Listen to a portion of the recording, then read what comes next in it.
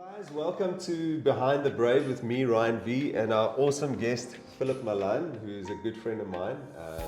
Phil is a seriously good musician, songwriter, and a worshipper, and just a really dear friend. Phil, thanks so much for being with us today. Thank you for having me on.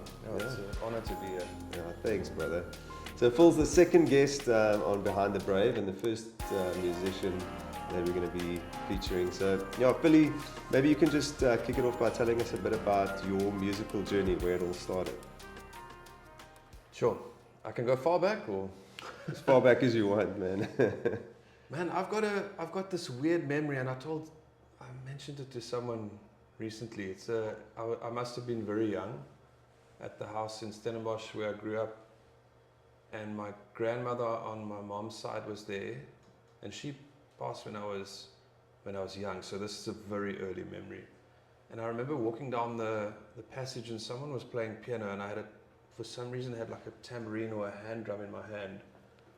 And I walked into the room, and then I hit it as someone on the piano. I think it was my mom, or I'm not sure. Yeah. Someone started, and I hit it at exactly the same time. And my grandmother said to me, like, this is vivid. I don't know why it came up now, and she said to me, "Look, you started right at the right time." And she almost like spoke a word of like inspiration or a word of encouragement into me at such a young age.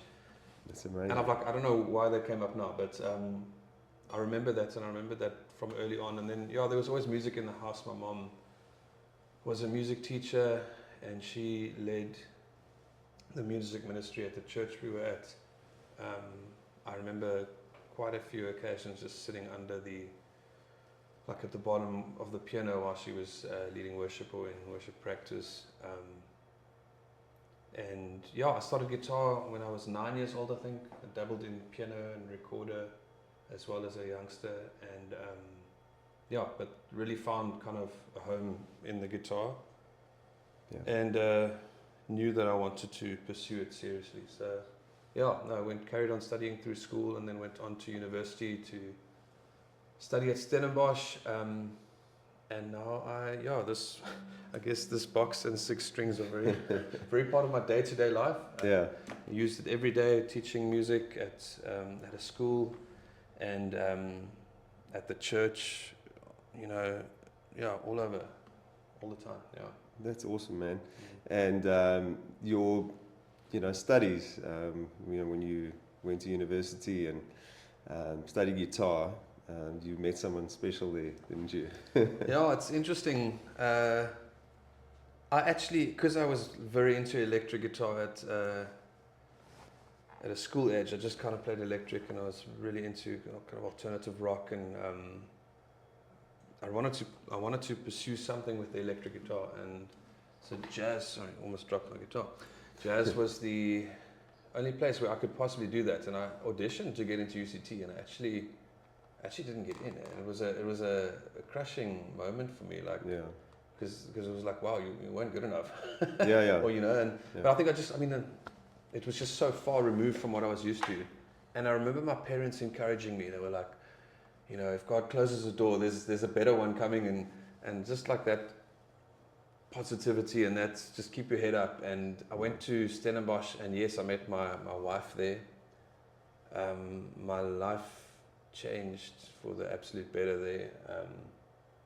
So many good things came from that one door closing and another one opening. Yeah, that's awesome. And you just touched on, I think for a lot of creatives that go through that process of, rejection.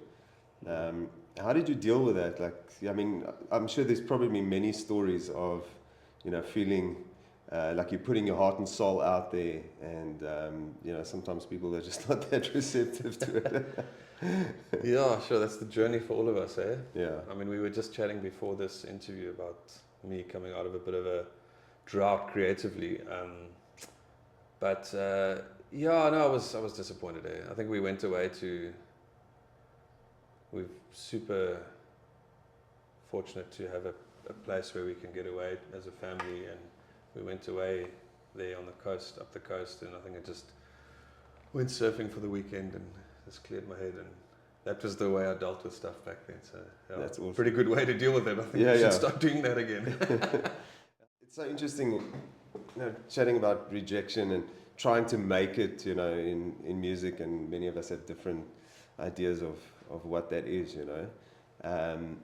But we all obviously carry a gift and something of value, and for me, listening to your music has been something really awesome for me to appreciate. You're not like this massive star out there. I mean, you are in my book. Thanks, brother.